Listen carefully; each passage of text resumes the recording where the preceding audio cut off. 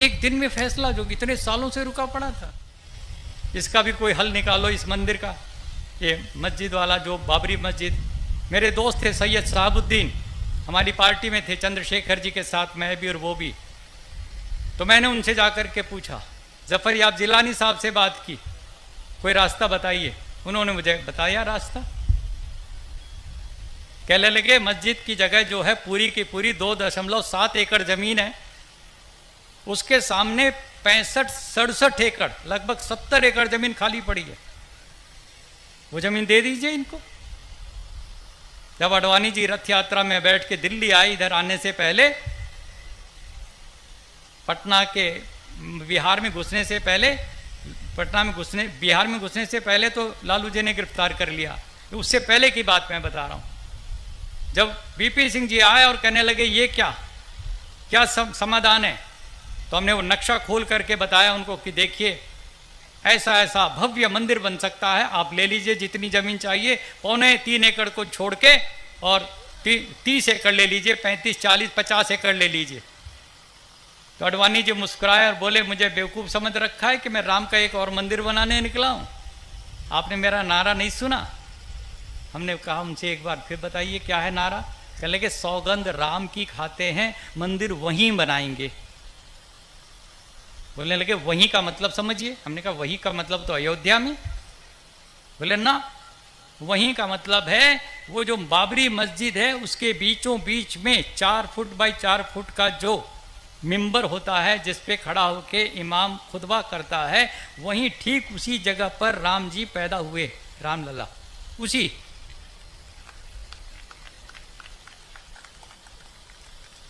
तो हमने उनसे पूछा, अडवाणी जी से, पूरी विनम्रता से, कि महाराज जी 1528 में मीर बाकी बाबर का सिपा सलार आया था और उसके लिए कहा जाता कि राम के मंदिर को तोड़ के उसने बाबरी मस्जिद बना दी।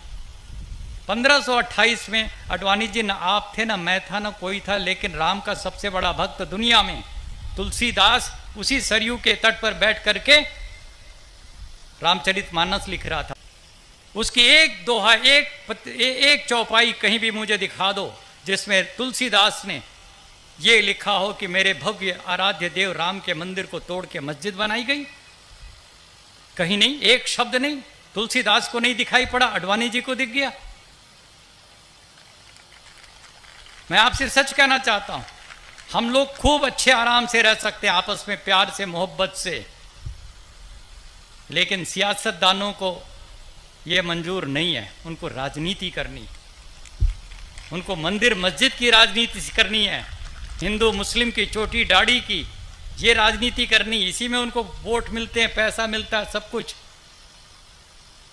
मैं पूछता हूं, तुलसीदास को नहीं दिखाई पड़ा? गुरु गोविंद सिंह पटना साहब में पैदा हुए आपके, और उसी रास्ते से वो पंजाब गए। उनका कितना लिखा हुआ साहित्य, एक शब्द मुझे दिखा दो जिसमें गुरु गोविंद सिंह, जिनके 4 बच्चे शहीद हुए, दीवारों पर चुने गए, उन्होंने कहीं लिखा हो कि मेरे राम के मंदिर को तोड़ के मस्जिद बनाई? शिवाजी सारी जिंदगी औरंगजेब के खिलाफ लड़ते रहे, उन्होंने कहीं नहीं लिखा कि राम के मंदिर को तोड़ के मस्जिद बनाई गई। स्वामी दयानंद सरस्वती फैजाबाद में खड़े होकर के ईसाई मुसलमान सबसे शास्त्रार्थ करते थे, लेकिन कहीं भी उन्होंने नहीं लिखी कि राम के मंदिर को तोड़ के मस्जिद बनाई गई। विवेकानंद, जिन्होंने शिकागो में जाकर कितना शानदार भाषण दिया, सारे हिंदू समाज को गौरवान्वित किया, उसकी विवेकानंद की 200 किताबों में एक शब्द नहीं मिलेगा कि राम के मंदिर को तोड़ के। महात्मा गांधी, मरते मरते जिनकी जुबान पर हे राम निकला, महात्मा गांधी ने कहीं नहीं लिखा, न कहीं कहा इस बात को कि राम के मंदिर को तोड़ करके मस्जिद बनाई गई। किसी को नहीं दिखाई पड़ा, लेकिन जिनको सियासत करनी है उनको दिखाई ही दिखाई पड़ रहा। इनका कोई लेना देना नहीं किसी राम से या किसी से। मैंने तो योगी आदित्यनाथ जी से अभी लखनऊ की बहुत बड़ी रैली में मैंने खड़े होकर के पूछा, 50,000 की भीड़ में, मैंने कहा योगी आदित्यनाथ जी, आप तो योगी हैं और मुख्यमंत्री भी हैं, और आप कह रहे राम का मंदिर बनाना है, तो राम का मंदिर बनाने से पहले पूरे उत्तर प्रदेश में रम के मंदिर तो बंद कर दो। राम के मंदिर तो धड़ाधड़ खुलते जा रहे हो और कह रहे हो राम का मंदिर बनाएंगे। कैसे बनेगा राम का मंदिर?